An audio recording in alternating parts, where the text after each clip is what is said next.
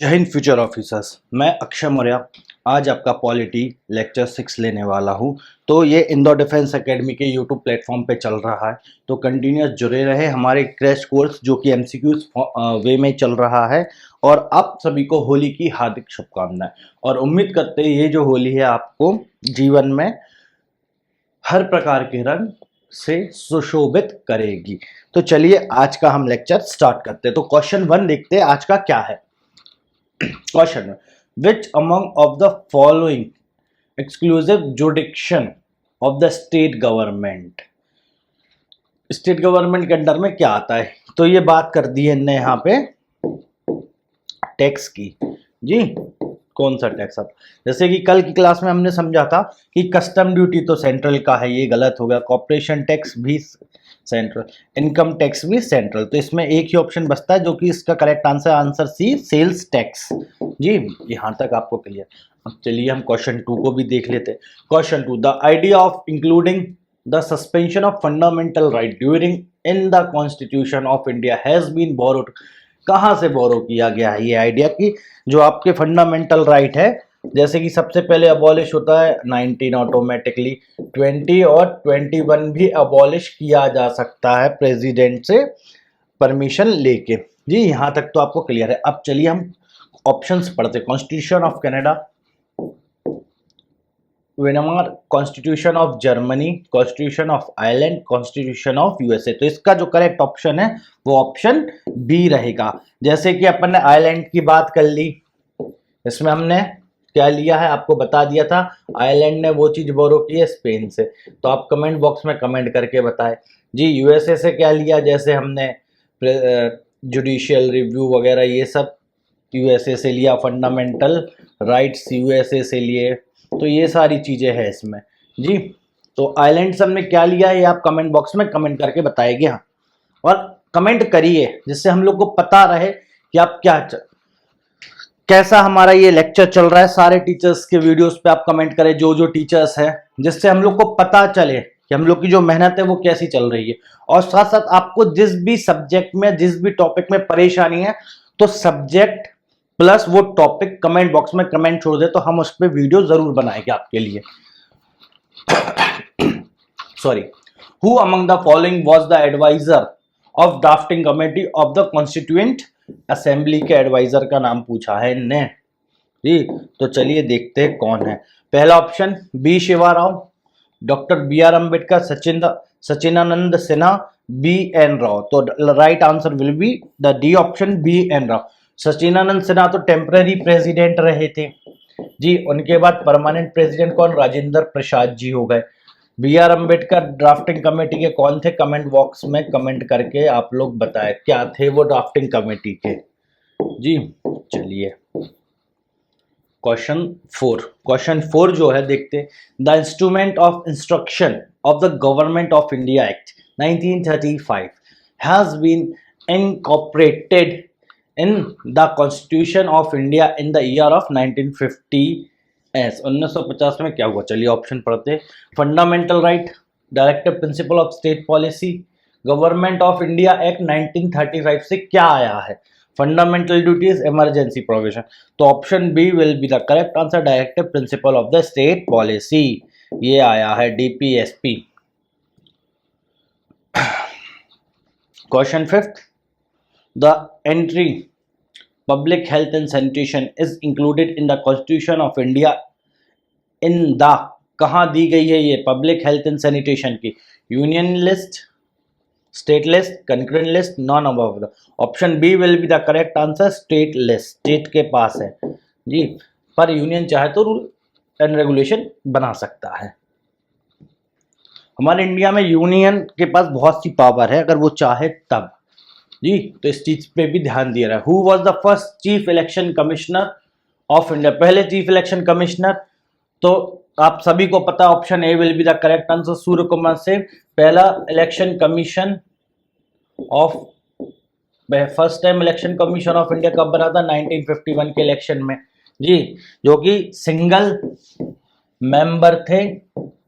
इसके chief election commissioner सिर्फ single ही थे जी। आज जैसे कि आप देखते हो 3 लोग रहते हैं चीफ इलेक्शन कमिश्नर वगैरह सब, उनके साथ 2 मेंबर्स और ऐड हो जाते, पर उस समय एक ही मेंबर थे जो कि सूर्य कुमार सेन रहे, और इतने बड़े इंडिया का उन्होंने इलेक्शन इजीली और उस समय के हिसाब से बेस्ट तरीके से करवा लिया।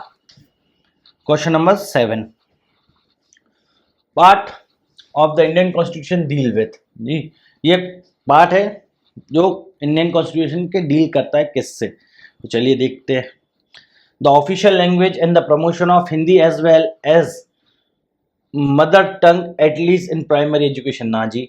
एक्सम्पशन of criminal proceeding for their official act of president and governor, na ji. The provision for quota of seats in parliament for SC and ST representation, constitutional amendment. तो option C will be the correct answer of this 7th question जी। तो याद रखें आप, ये बात करता है सीट्स के रिजर्वेशन के लिए, किसके लिए, SC ST के लिए। Article 267 of constitution of India deals with, किससे डील करता है आर्टिकल 267 जी। Contingency fund of India, consolidated fund of India, public account finance commission. तो right answer will be the option A will be the correct answer, contingency fund of India. या इसको आप deep में भी देखेंगे कहीं कहीं 261 क्लॉज। चलिए मैं इसको आपको समझा ही देता हूँ एक बार, क्योंकि इसमें सारी चीजें आ गई है। तो इसमें क्या क्या आ गया, कंटिजेंसी फंड ऑफ इंडिया और कंसोलिडेटेड फंड ऑफ इंडिया, क्या है ये, कैसे काम करते हैं, किस बिहाफ पे काम करते हैं, आज हम उसे समझ लेते। तो ये कुछ मैंने बनाया गवर्नमेंट अकाउंट, इसमें 2 अकाउंट है, consolidated fund of India, contingency fund of India and public account है। तो सबसे पहले हम देखेंगे contingency fund of India article 267 के तहत, जो कि हमने अभी पढ़ा, अंडर आर्टिकल 267 क्लॉज 1 के तहत जी। कंसोलिडेटेड फंड ऑफ इंडिया, यहां तक आपको क्लियर है। पहले हम आर्टिकल देख लेते हैं सारे के। कंसोलिडेटेड फंड ऑफ इंडिया का आर्टिकल है 266 क्लॉज 1 जी। और पब्लिक अकाउंट का भी होगा, कुछ ना कुछ तो होगा ही होगा। चलिए तो पब्लिक अकाउंट का भी लिख लीजिए, क्लॉज अंडर आर्टिकल 266 क्लॉज 2 के अंडर। ये 3 चीज आपको क्लियर हो गई। अब हम यहां से समझते कंसोलिडेटेड फंड ऑफ इंडिया क्या और कंटिजेंसी फंड ऑफ इंडिया क्या। तो सबसे पहले हम कंसोलिडेटेड फंड ऑफ इंडिया समझ लेते हैं, उसमें क्या है।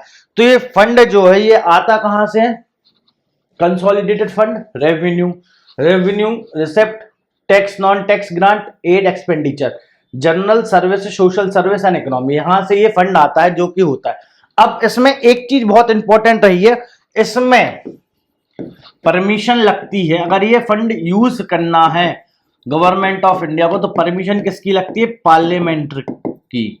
याद रखना, ये पार्लियामेंट की परमिशन लगती है इसमें फंड निकालने के लिए जी, तभी ये फंड निकाला जा सकता है। और इसमें जो भी फंड आया वो कहां से आया, रेवेन्यू। अब रेवेन्यू जैसे टैक्स, नॉन टैक्स तो हो ही चुका है, मैंने आपको बताया। रेवेन्यू जैसे लोन लिया है आपने, वो भी इसमें इंक्लूड होगा, ठीक है, वो पैसा भी इसमें आएगा। लोन किसी स्टेट को या दिया है तो वो भी इसमें इंक्लूड होगा जी। मतलब ये सीधा सीधा पूरा भारत सरकार का रिसिप्ट का काम है और रेवेन्यू का, इसमें दोनों चीजें इंक्लूड हो जाती है जी, रेवेन्यू, रिसिप्ट और सारी चीजें। यहां तक कोई डाउट हो। अब जैसे कि रिसिप्ट एक्सपेंडिचर जो हमारा मनी बिल का रिसिप्ट एक्सपेंडिचर है ना, तो यहीं से आता है मनी बिल का जो रिसिप्ट एक्सपेंडिचर है, मनी बिल अंडर आर्टिकल 1110, इसका जो एक्सपेंडिचर रिसिप्ट है वो यहां से भी यहीं से आता है जी। ये चीज क्लियर हो गई। हमने कंसोलिडेटेड फंड में एक सबसे इंपॉर्टेंट चीज समझ ली कि भैया इसको निकालने के लिए परमिशन लगती है पार्लियामेंट की जी, यहां तक क्लियर। और अगर इसी का पैसा अगर ये यूज होता है तो इसी को कौन ऑडिट करता है, CAG इसको ऑडिट करता है जी। ये चीज हो गई, मतलब हमारे जो कैग साहब है कंसोलिडेटेड फंड ऑफ इंडिया को ऑडिट करते हैं। यहां तक आपको सारी चीजें क्लियर हो गई होगी। सबसे इजी वे में आप ये समझिए, ये जो फंड है सारा लेन इंडिया का रेवेन्यू, रिसिप्ट, टैक्स, एक्सपेंडिचर सारी चीजें इसमें इंक्लूड है। और इस फंड को, कंसोलिडेटेड फंड को निकालने के लिए किसकी परमिशन लगती है भाई, पार्लियामेंट की। और इसको ऑडिट कौन करता है, कैग करते हैं। यहां तक आप सभी को क्लियर। आर्टिकल कौन सा, 266.1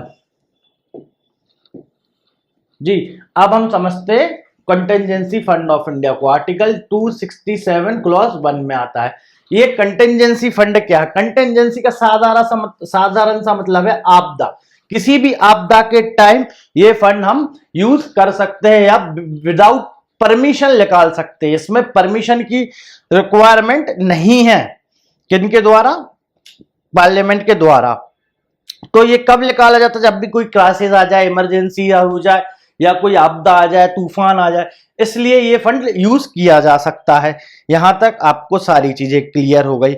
अब फॉर एग्जांपल जब इसमें फंड की अनिवार्यता नहीं, मतलब पार्लियामेंट की परमिशन नहीं लग रही है, तो प्रेसिडेंट साहब की लग रही है, तो प्रेसिडेंट के बिहाफ पे ये फंड जो फाइनेंस सेक्रेटरी, या यहां लिख लीजिए आप, ये फंड जो है finance secretary of department of economic affairs देते हैं।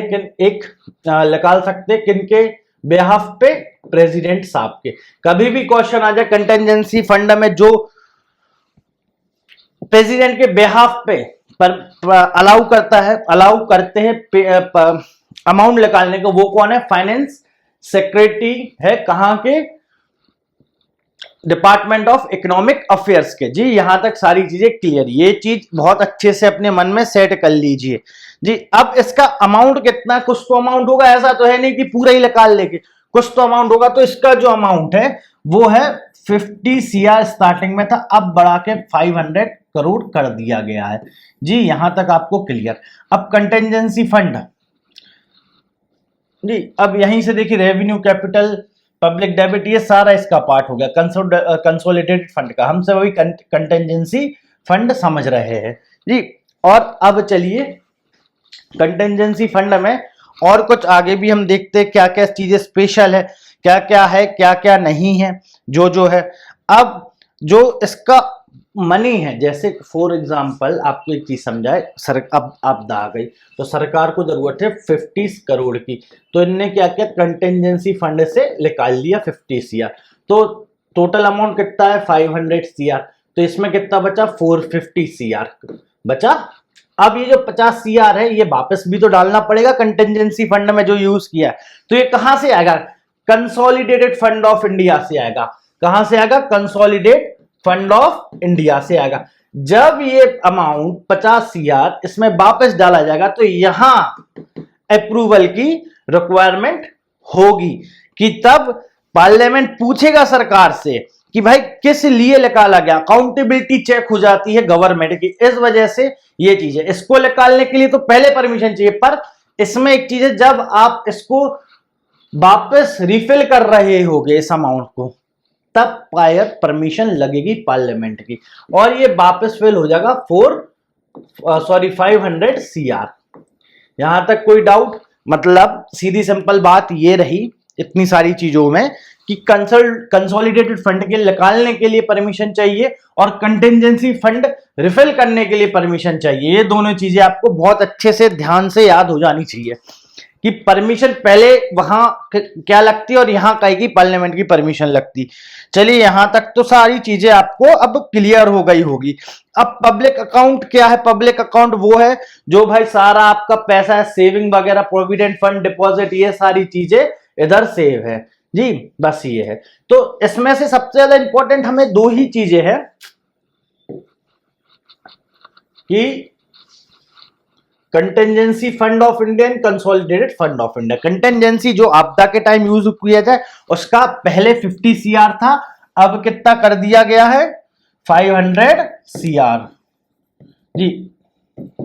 और कंसोलिडेटेड फंड ऑफ इंडिया को निकालने के लिए परमिशन लगती है पार्लियामेंट की जी। यहां तक आपको चीज क्लियर हो गई। इसको ऑडिट कौन करता है? CAG साहब करते हैं ऑडिट जी। अब कंटेंजेंसी फंड ऑफ इंडिया, मैं इधर ऐसे मार्क करके लिख दे रहा हूं।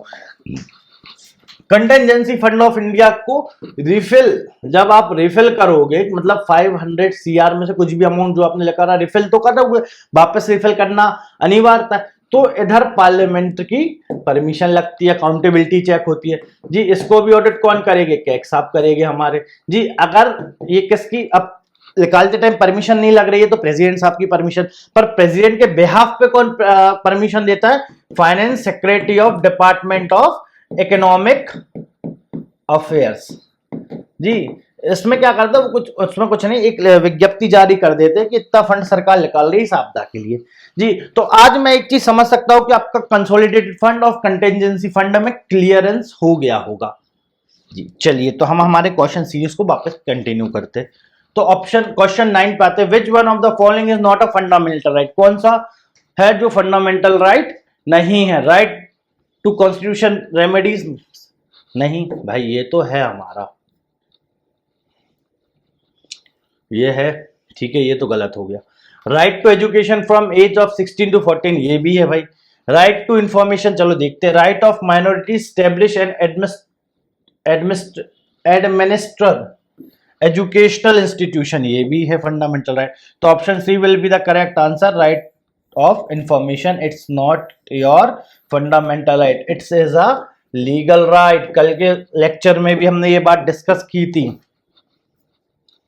कई चीजें जो हमारा हम इसके पहले के लेक्चर में डिस्कस कर चुके हैं डीप में भी जाके, जो आज वापस आ रही है। अगर आप कंटिन्यूअस लेक्चर वॉच कर रहे हैं तो बहुत सारे फैक्ट्स आपके क्लियर हो रहे होंगे। मैं ये नहीं कह रहा कि सारे हो रहे होंगे, पर बहुत से मैक्सिमम फैक्ट्स क्लियर हो रहे होंगे। चलिए, who among of the following were the member of drafting committee of the constitution, ठीक है, इसमें इन्होंने पूछा है करेक्ट आंसर। तो के एम मुंशी जी भाई थे, जवाहरलाल नेहरू साहब नहीं थे, ए के अय्यर साहब भी नहीं थे, सरदार पटेल साहब थे। तो ऑप्शन होगा, सॉरी सरदार पटेल साहब नहीं थे, थोड़ी सी गलती हो गई, सरदार पटेल साहब नहीं थे और ए के अय्यर साहब थे। कौन? Member of drafting committee. तो ऑप्शन क्या है इसमें? 1 and 3 will be the correct option. तो option C will be the right option. जी, यहां तक आपको सारी चीजें क्लियर हो गई होगी। अब हम देखते हैं क्वेश्चन 11 की। और क्वेश्चन 11 में क्या गिवन है? In which of the following point is the Indian constitution similar to the USA. Indian constitution कैसे सिमिलर है टू द यूएसए से? अभी इसके पहले वाले में मैं जवाब दे चुका हूं आपको, तो सीधा इसमें आंसर देता हूं fundamental rights. Option B will be the correct answer. Directive principle of state policy, rigid constitution, rule of law, ये आपको बताने ये कहां से हमने बोरो किए हैं। Regarding the Indian constitution we में से इट इज, मतलब इंडियन कॉन्स्टिट्यूशन किस टाइप का है? चलो देखते हैं। मोर रिग्ड देन फ्लेक्सिबल, ना जी गलत है। वेरी रिग्ड, ना जी गलत है। मोर फ्लेक्सिबल देन, ना जी गलत है। Blend of rigidity and flexibility, हाँ भाई ये रिग्ड भी है और फ्लेक्सिबल भी है। इसको ऐसा क्यों कहा जाता है? जैसे चलिए इस लाइन को समझते हैं, रिग्ड और फ्लेक्सिबिलिटी को। बहुत से बच्चे कहेंगे सर ऐसा क्यों कहते हैं, वजह क्या है? वजह क्या है? तो रिग्ड, आप एक चीज बताइए, क्या हमारे कॉन्स्टिट्यूशन में जो अमेंडमेंट है वो इजीली हो जाते? नहीं ना, इजीली तो नहीं होते, टफ है ना, टफ है, कठिन है। बट अमेंडमेंट्स आर देयर, मतलब अमेंडमेंट हो तो सकता है पर उतनी आसानी से नहीं हो सकता। इस वजह से हम अपने भारतीय संविधान को rigged and flexible in nature कहते हैं कि भाई वो ठोस भी है और फ्लेक्सिबल भी है। समय आने पे उस पर अमेंडमेंट किए जा सकते हैं पर इतने आसानी से नहीं। इस चीज को बहुत अच्छे से ध्यान रखा गया हमारे कॉन्स्टिट्यूशन मेकर के द्वारा कि भविष्य में भारतीय संविधान के साथ कुछ भी गड़बड़ी ना हो जाए, या जो चीजें भारतीय जनता की भलाई के लिए कहीं कोई रूलिंग गवर्नमेंट आए और उसे चेंज कर दे। इस वजह से अमेंडमेंट्स भी टफ करे कि इतनी आसानी से अमेंडमेंट्स नहीं हो पाएंगे। चलिए, पर हो जाएंगे। The constitution assembly met for the constituent assembly met for the first time on, कब पहली बार मिली थी? तो 9th, option A will be the correct answer, 9 दिसंबर 1946 को मिली थी जी। अब चलिए नेक्स्ट 14 पे। A national emergency remains in operation with the approval of the parliament for, ये तो सबको पता है, जो मेरे क्लास में हो गए, a maximum period of 6 month, हर 6 महीने में उसको रिन्यू करना पड़ता है। एन इनडेफिनेट पीरियड के लिए कौन सी लगती है? ये है फाइनेंस इमरजेंसी। फाइनेंशियल इमरजेंसी एक बार लागू होती है पार्लियामेंट से पास होकर, तो उसे बार बार वो नहीं करना पड़ता है, अप्रूवल की जरूरत नहीं है, फिर वो इनडेफिनेट पीरियड के लिए लग जाती है जब तक रिवोक ना की जाए। चलिए नेक्स्ट ऑप्शन पे चलते हैं, option 15। The preamble of a constitution reads, India is a, ये तो बच्चे बच्चे को पता होगा। Sovereign, socialist, secular, democratic, Republic. Option A is a correct answer. अब ये तो बाद में ऐड हुआ है ना, क्या क्या बाद में ऐड हुआ है बताइए इंडियन कॉन्स्टिट्यूशन में, कमेंट करिए। पहले मैं सोचा था बता दूं, पर मैं इससे पहले बता चुका हूं आपको, मुझे याद आ गया, तो आप लोग कमेंट बॉक्स में बताएंगे। Indian citizenship is lost when, Indian citizen कब लॉस्ट होती है? अब पर्सन एक्वायर फॉरेन, हाँ भाई होती है। All the person renounce the citizenship, सही है। The government deprives a person of citizen for some causes, मतलब अगर वो देशद्रोह कर रहा, देश गद्दार कर रहा, तो गवर्नमेंट उसे भारतीय नागरिकता छीन सकती है। तो ये तीन ऑप्शन सही है, तो option D will be the correct answer, all the above cases. अब जब हमने बात कर ली कि भाई सिटीजनशिप जाती कैसे, तो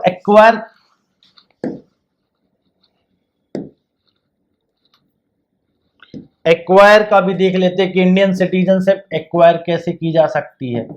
जी चलिए आज हम एक्वायर भी समझ लेंगे, एक्वायर कैसे की जा सकती है इंडियन सिटीजनशिप, क्योंकि हमने लॉस्ट होते हुए देख ली। अब जो हमारी इंडियन सिटीजनशिप एक्वायर है, 5 तरीके से एक्वायर की जा सकती है, एक्वाजिशन ऑफ इंडियन सिटीजनशिप। तो सबसे पहले सिटीजनशिप का जो आर्टिकल है वो कौन सा है? Article 5 to 11 deals with it. Part 2, ये चीज तो आपको पता होगी। 11 जो है वो क्या कहता है? अब आर्टिकल 11 की Indian parliament has all the rights to make the law on Indian citizenship. चलिए अब एक्वायर के लिए बाय बर्थ जी, फिर दूसरा बाय डिसेंट जी, तीसरा क्या होगा कमेंट करके बताइए आप लोग। बाय रजिस्ट्रेशन जी, तीसरा हो गया। चौथा कौन सा है? बाय नेचुरलाइजेशन जी। और पांचवा कौन सा है? ये थोड़ा समझना, इनकॉर्पोरेशन ऑफ टेरिटरी,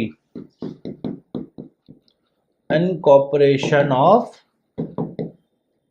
टेरिटरी, मतलब कोई भी टेरिटरी को आपने कैप्चर कर लिया तो वहां के जो लोग हैं ऑटोमेटिकली इंडियन सिटीजन हो। जैसे आज इंडिया है, इंडिया एकदम से पाकिस्तान पे अटैक कर दे और पाकिस्तान का पूरा एरिया छीन ले, तो अब जो वहां के लोग हैं वो ऑटोमेटिकली इंडियन सिटीजन हो जाएंगे जी।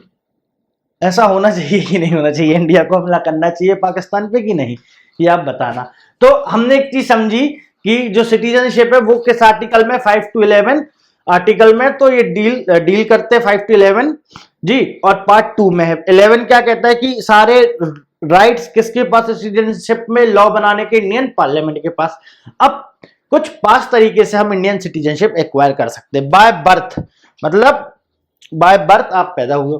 बाय डिसेंट जी, born outside of the India, इसमें याद रखना ये भी है, बॉर्न आउटसाइड ऑफ इंडिया। इसमें क्या है, बॉर्न बाहर, आप बॉर्न आउटसाइड ऑफ इंडिया बाहर, जैसे फॉर एग्जांपल कोई यूएसए में पैदा हुआ, वो इंडियन, माँ या बाप में से कोई भी या दोनों जी। अब वहां की जो हमारी एम्बेसी होगी, वहां जाके आप रजिस्ट्रेशन के लिए इंडियन सिटीजन के लिए एप्लीकेशन दीजिए तो आपको इंडियन सिटीजनशिप मिल जाएगी। अब बाय रजिस्ट्रेशन भी इसमें थोड़ी सी दिक्कत है। पीपल ऑफ इंडियन ओरिजिन, जो भाई भारत के हैं पीपल ऑफ इंडियन ओरिजिन, उनको मिलता है इंडियन ओरिजिन। तो ये कुछ चीजें हैं इसके अंदर लिखी हुई, आप ध्यान रखें। नेचुरलाइजेशन से ऑटोमेटिक मिल जाएगा, इसमें कोई नहीं है। और इनकॉर्पोरेशन ऑफ टेरिटरी को, मतलब कोई भी टेरिटरी हमने कैप्चर कर लिया, आक्रमण करके जीत लिया, कोई हम में विलय हो गया, जैसे आसाम हुआ था, आसाम विलय जब हम में हुआ तो ऑटोमेटिकली उनके जो सिटीजन है आसाम में रहने वाले लोग हमसे हमारा पार्ट हो गए।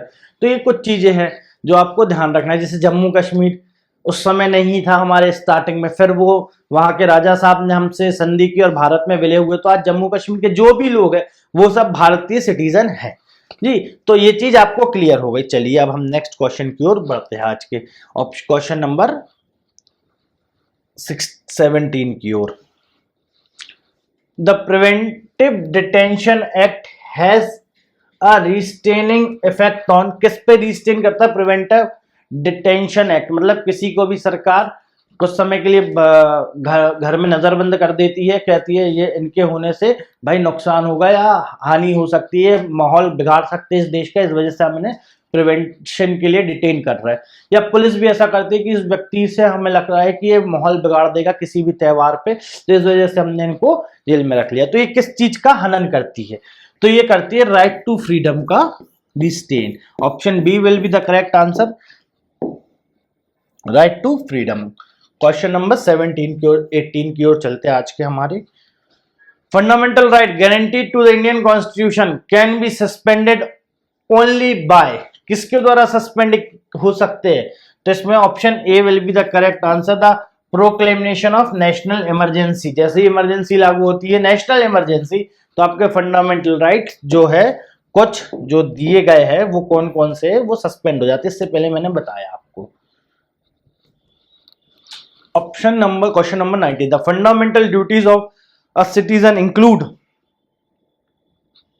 अ respect for the constitution and the national flag and national, हाँ मैंने बता चुका हूं fundamental, this is the correct answer.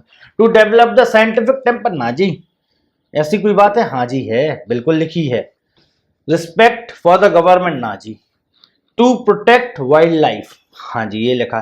तो इसमें करेक्ट कौन सा है? 1, 2 एंड 4। तो 1 एंड 2, 1, 2 एंड 4 कहाँ गए ना? Option number D will be the correct answer जी। ये हमारे कुछ डीपी फंडामेंटल ड्यूटीज है, आप पढ़ लीजिएगा जिसमें आपको मदद होती रहे जी। इसके अलावा अब हम चलते हैं हमारे आज के क्वेश्चन नंबर 20 की ओर। Who among the de jure head, who among the de jure head और एक्सिक्यूटिव ऑफ इंडिया, कौन है भाई हेड? मेन हेड कौन है? इसमें नॉमिनल हेड मतलब मेन हेड पूछा गया, रियल हेड नहीं। तो पीएम नहीं, गवर्नर साहब नहीं, नन ऑफ अबव नहीं, only the answer correct answer the president. President जो हमारे एक्सिक्यूटिव के हेड है और जुडिक्शन के भी हेड होते हैं जी, क्योंकि उन्हीं की नियुक्ति से ही सारे, उन्हीं की अंडर ही सारे लोग नियुक्त होते हैं। किसकी सलाह पे? पीएम साहब की। Which constitutional amendment act 1971 made obligatory for the president to give his assent to the constitutional amendment bill? 1971 में होता है, उसके पहले नहीं था ऑब्लिगेटरी कि भाई प्रेसिडेंट साहब को साइन करने ही पड़ेगा, पर अब कर दिया कि भाई आपको असेंट करना ही पड़ेगा अगर कोई कॉन्स्टिट्यूशनल अमेंडमेंट बिल आता है तो पास होगा। तो option will be the A 24th constitutional amendment act of 1971। Question number 24, who holds the power of judicial review in India? ये तो सबको पता, ऑप्शन सी। जो अभी हमारे लेक्चर से कंटिन्यू जुड़े उन्हें पता ही होगा, supreme court and the high court. इस पे मैंने समझाया भी है लेक्चर के बीच में। क्वेश्चन नंबर 23 देखते, who among the following was not a member of drafting committee of the constitution of India? कौन मेंबर नहीं था? बी आर अम्बेडकर साहब थे, कृष्ण स्वामी अय्यर साहब भी थे, के एम मुंशी भी थे, तो बस महात्मा गांधी जी नहीं थे। तो करेक्ट आंसर हो जाएगा option D, M K Gandhi साहब, महात्मा गांधी जी। क्वेश्चन नंबर 24 आज का second last question, the speaker of Lok Sabha may resign his office by writing address to the, ये तो तीसरी चौथी बार कर चुके, तो इसका आंसर कौन सा है? D, deputy speaker of Lok Sabha. Continuous ये क्वेश्चन हमारा चल रहा है, अब इसमें थोड़ा टाइम लग सकता है। The planning commission was establish in which year? 1950 को स्टैब्लिश हुआ जी। अब यहाँ 2-3 ईयर कुछ गिवन है, हम समझते हैं आज प्लानिंग कमीशन, क्योंकि हमने अभी तक जितने लेक्चर किए उसमें सबसे ज्यादा प्लानिंग कमीशन के बारे में आ रहा है। तो सबसे पहले ये सेटअप कब हुआ था? 15 मार्च 1950 को जी। प्लानिंग कमीशन सेटअप हुआ था 15 मार्च 1950 को जी। और फिर इसको डिसॉल्व कब कर दिया गया? 17 अगस्त 2014 को ये डिसॉल्व हो गया। मतलब 15 मार्च 1950 को इसको सेटअप किया गया और इसको भंग कब किया गया? 17 अगस्त 2014 को जी। और ये नॉन कॉन्स्टिट्यूशनल बॉडी था। अब इसकी जगह किसने ली? इसकी जगह ली है हमारे नीति आयोग ने। कब बताइए? 2015 में जी नीति आयोग ने कब जगह ली? 2015 में। किस तारीख को? तो 1 जनवरी 2015 को नीति आयोग ने ली। नीति आयोग का फुल फॉर्म क्या है ये भी आप लिख लीजिएगा, national institution for transforming India. National institution for transforming India, ये 4 शब्द बनते हैं उसके स्टार्टिंग के पॉइंट। तो आज हमने प्लानिंग कमीशन देखा कि कब सेटअप हुआ था, 15 मार्च 1950, और कब डिसॉल्व किया गया, 17 अगस्त 2014 को। उसकी जगह किसने ली? नीति आयोग ने ली। कब ली? 1 जनवरी 2015 को। नीति आयोग का फुल फॉर्म क्या है? National institution for transforming India. तो चलिए आज का लेक्चर हम यहीं खत्म करते हैं, और साथ तक जुड़े रहने के लिए धन्यवाद और हैप्पी होली। जय हिंद।